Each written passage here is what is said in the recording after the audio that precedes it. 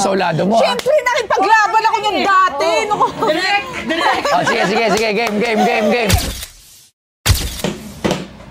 Eto ang beat sabay-sabay.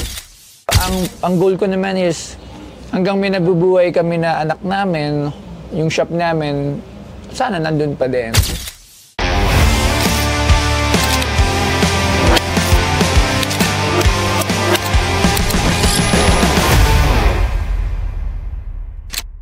Oo, okay lang. Kung nanalo ka naman ng 270,000.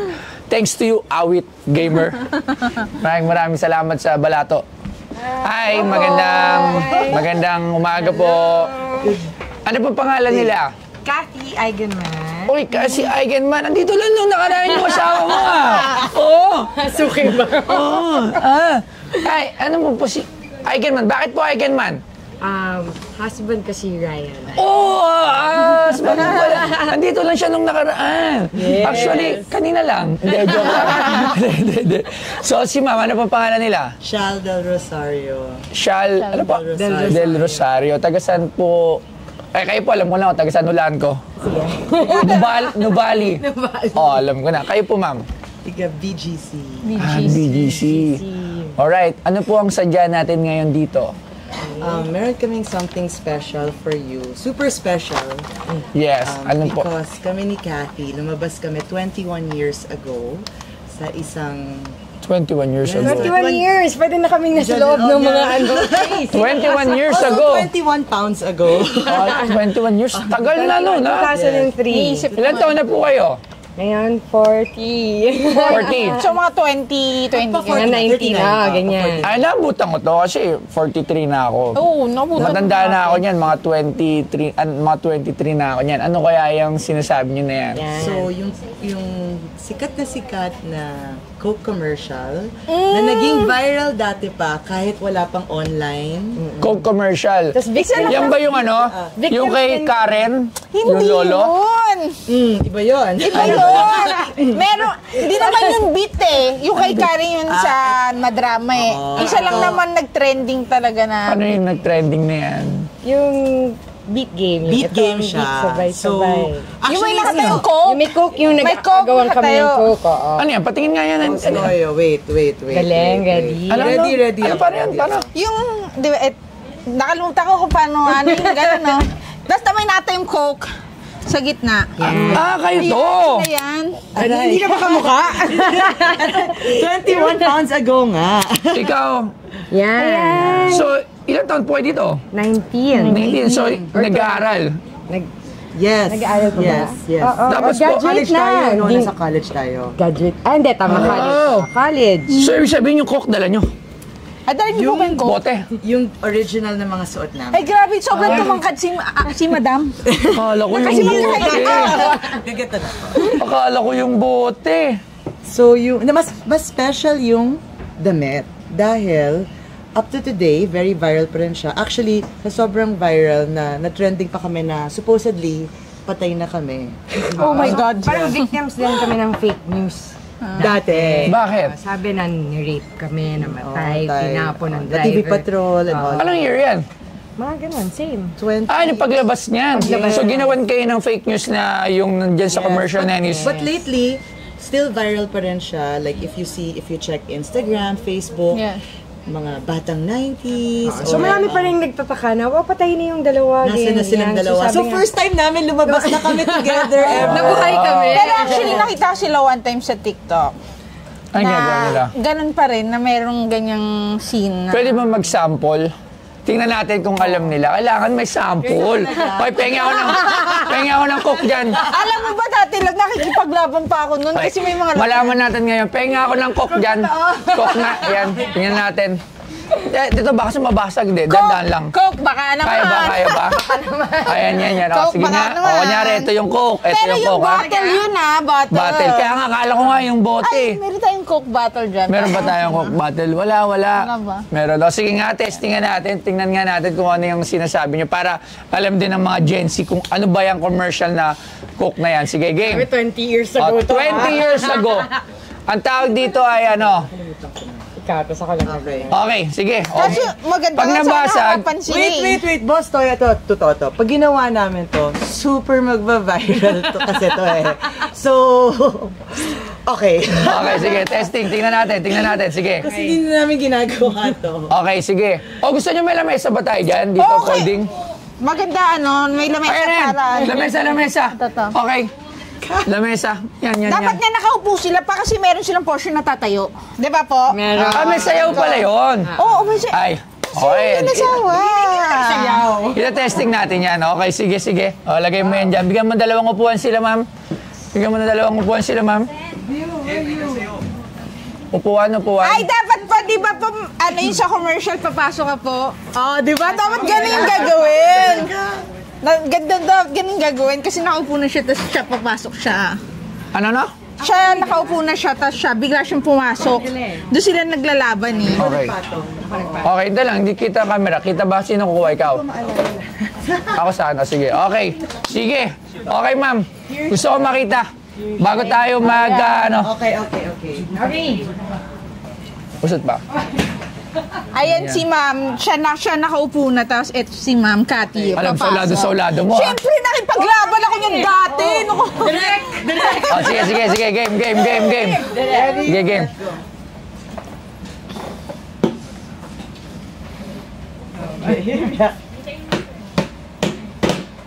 Eto ang beat, sabay.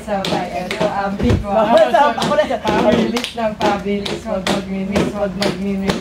Gets mo na ang Coca-Cola. Nalilito, nahihilo.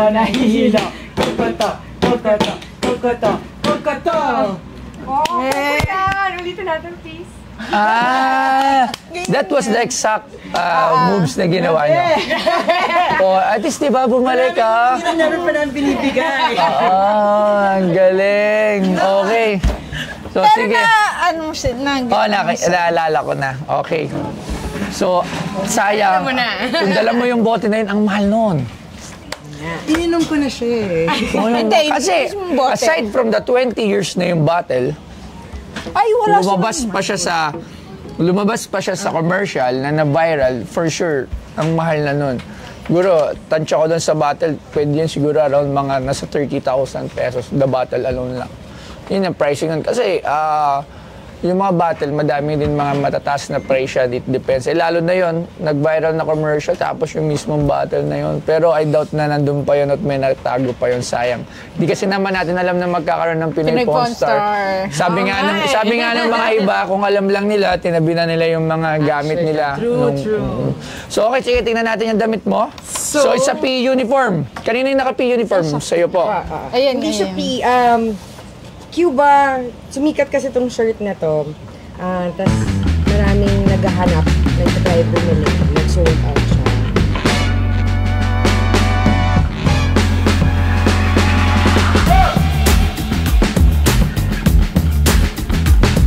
Isa sa mga sumikat na commercial jingle noong early 2000s ay ang Coke Beat ng Coca-Cola.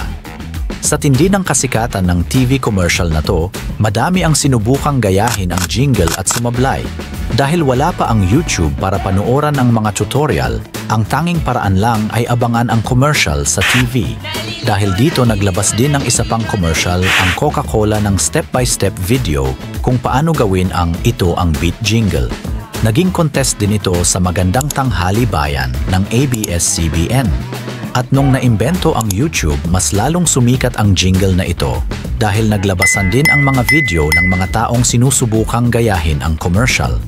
Sa sobrang phenomenon ng jingle at ng dalawang babae, maraming urban legends at fake news ang kumalat tungkol sa dalawa. Pero ang pinakaalam ng lahat ay yung college student daw ang dalawa at isang gabi may obsessed fan ang nag-aabang sa kanila, ginahata ang isa sa kanila at pinatay. Pero walang katotohanan ang mga yon dahil si Cathy sa kasalukuyan ay isang full-time mom at si Chal ay naging CEO ng Geron Travel Agency.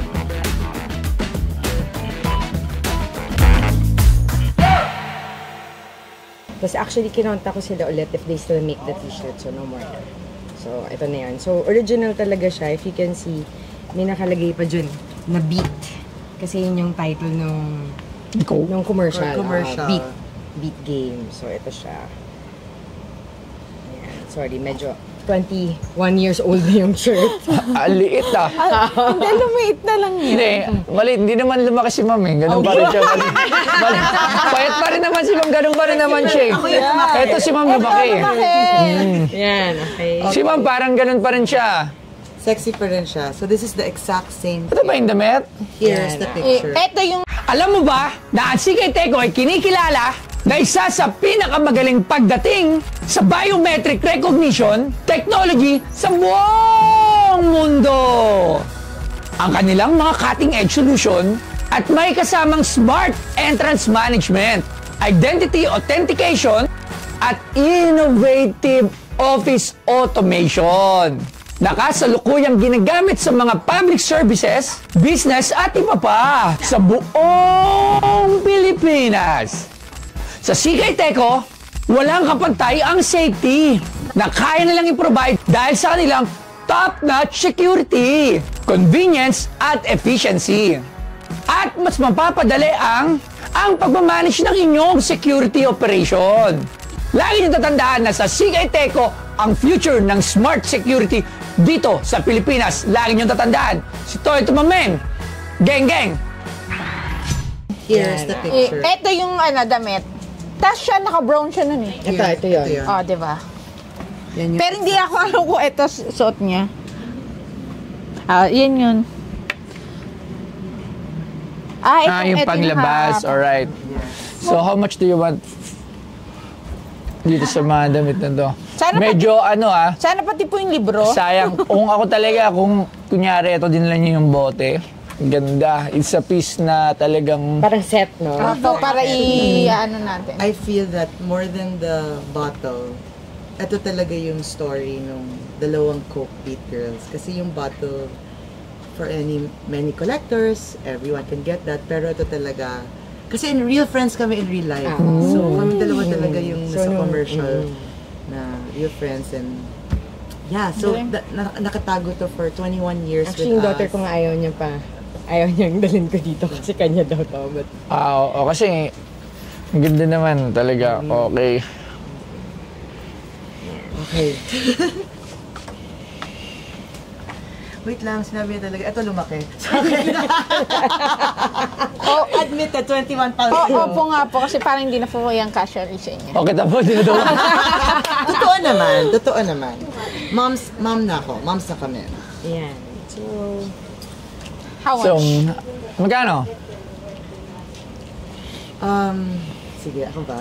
ikaw yung Well, we came in here thinking na dahil super nauso siya ulit, na viral siya, especially ngayong April, May, June, if you Google it, super raming nag-replay ng commercial, nasa na ba sila, ginawan kami ng mga parang docu, nasan sila, and we just, ngayon lang kami talaga lumabas and together. After 21 years naman. 21 years. Yes. Um, maraming mga nagko-comments doon na pumunta kami sa'yo eh. Doon nakuha. Doon namin isa sa mga Mga nakuha ideas, na, oo, na- yung mga nagko-comments na dalhin niyo yung damit niyo kay Boss Toy. Sa akin ba yung pressure? Confidently, I would say 800 for both.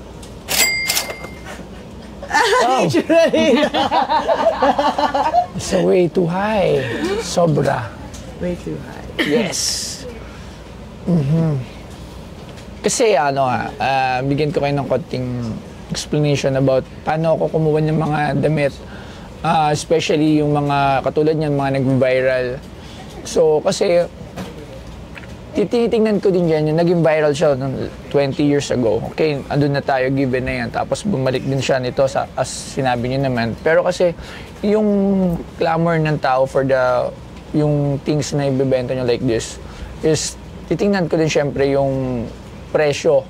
Kung ito ba ay magiging profitable for me, or talagang magiging attraction for the shop. If ganun yung case nyon, I would say, hindi na natin kailangan pag-usapan yung mga ganung bagay. Pero dun nga dumarating yung punto na, titingnan mo, galing nga siya sa viral, pero sa tingin ko, it's a way too high for 800,000 for the shirt na suot nyo. Kasi pag ginrab ko to, ang dami ring mga viral na dati napupunta dito at bebenta rin nila yung mga damit nila with the same amount at the same price na they're thinking na mabibili siya. Tapos, yun na yung magiging, ano niya, parang basihan eh. So, it's unhealthy for my business sa Pinoy Pawn Store na 800,000. Okay? Tsaka isa pa, andyan din yung celebrity status nung nagsuot. Kunyari, ang nagsuot nito is si Nora Honor at Vilma Santos for that commercial. Maybe, there's kayang dumikit pero not as much as 800 pa rin. Siguro baka tawaran ko lang yun ng 200 each or 250 each.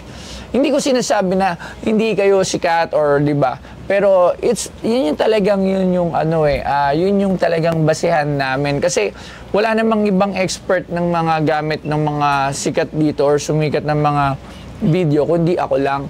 So ako din yung nagpa-price kung ano ba talaga yung sa tingin ko na magiging worth nung isang damit on my opinion.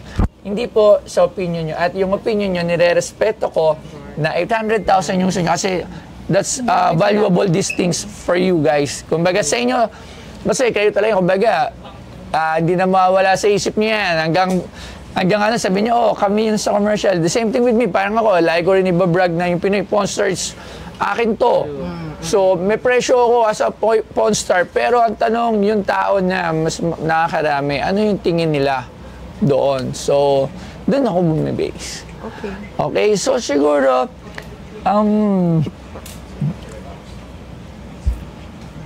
Nakatingin sila. ano loves, ano? So, idadagdag ko lang yan na part of Pinoy, pop culture na rin siya.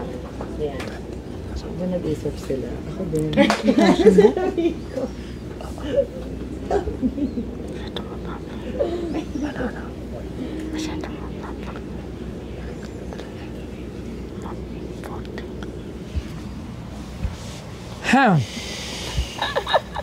Pinapahirapan nyo ako. Alam mo, ito yung pinakamahirap laging mag-part dito.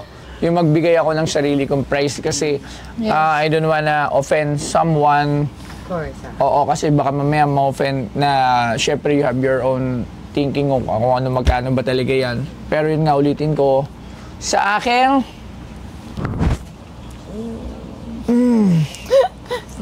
20,000 each. So, it's 40. Yes. For both. Kasi kumbaga, kung may bibilin ako ng 800,000, ano ba yon? Correct. Kumbaga, ganun kasi thinking ko, kung maglalabas ako ng 800,000, ano ba yun? There are mas marami pa akong bagay na may gusto makuha. Kunyari, yung costume ni Lastic Man. Alam ko, kontrabida rin si Sir Ryan yun Yes. Sa Lastic Man, ano nga pala? Yun, isa pala yun, yung... Oh, Yes. Di ba? Alam ko, kontrabida rin siya sa Lastic Man. Kasama niya si Boy, si Boy Two Quezon. Hindi, si Tama. yung isang Quezon, hindi si Boy Two, si Ay, si Epi. Oo. May costume ba siya noon, si Sir? Alam ko, may... Hindi ako sure kung hanapin namin sa bahay. Alam mo, isa yan sa pinakagusto ko. namin yung Lastic Man mo. Ayan, isa yan sa mga pinakagusto ko. Sabi ko, if bibenta sa akin yung damit ni Bossing, tawad ko nga doon, sabi ko kahit mga hanggang 500,000 lang. So, ganun lang yung price ko sa ganung klase ng damit. So if you'll compare, pero wala pilitan dito. Yes, of course. Kumbaga, siyempre, ulitin ko, iba-iba nga tayo ng pagpapahalaga sa mga gamit natin. Okay, I think nung pumunta naman kami ni Cathy talaga, na-excite lang kami rin sa thought na magbubukas ka ng museum. Yes. So, It will be a part of it. parang nasa museum siya together. At saka yung Ito, picture nyo, ilalagay if ever namin. makuha to, ang frame nito, magkatabi siya with a Coca-Cola bottle, tapos yung picture niya dito. Picture niya. So kasi gusto namin makita, kasi parang hindi na sila nagtatanong, ano ba yan, damit na yan? So makikita nila, ayan yung commercial na nag-viral. Tapos So, i-QR code nila yes. na. May gano'n. Apo, Yes, na may QR lalabas code. na yung... Lalabas ano yun, lahat yung facts about ano ba yan. Yes, so From 800,000, 40,000 pesos! 800! I don't know with Kath, but for me, it's okay. Baka one day I'll give it to you na lang rin. Okay. But for now, it's a no. It wasn't really, kumbaga, for, like sinabi mo, Boss Toy, Yes. that kanya-kanyang and you Yes. respect it. It really wasn't for the money. Yeah, alam na natin wala naman talaga yan sa pera. It's not for the money. Yeah, and Mayaman naman itong mga to eh. Oo naman. naaliw. Ito may travel and tour siya, no? Diba? May trabaho pa ako mamaya. Kailangan ko. But naaliw rin kami na, wow, pwede pala to, na nagagawa na, and you're gonna have God in the museum. And also, part of pop culture na rin siya, Pinoy pop Yes. culture na, makikita nila na, Yan. buhay pa po kami. Yes, hindi sila na-kidnap, hindi sila namatay, or whatever. Yes. So for now, Yeah. I'll stand with you. sure? Sure? Yeah. Okay. Malay niyo naman, pagdating ng panahon, di ba? Yeah, and I feel like, in the right Malay niyo, after 20 years ulit, bumalik kayo dito. Grabe, ilang taon na sila no? Eh di, matatanda. Pero bakit? Ang goal ko naman is, hanggang may nabubuhay kami na anak namin, yung shop namin, sana nandun pa din. So, di ba? So, pwede nyo naman ipasa din yan sa mga anak nyo. So, Diba, yung mga tinuna ng anak. Hindi, isabihin, di ba? Doon pa rin. So, maraming salamat po. Thank you po. Maraming salamat po, ma'am. Thank you po. Thank you po.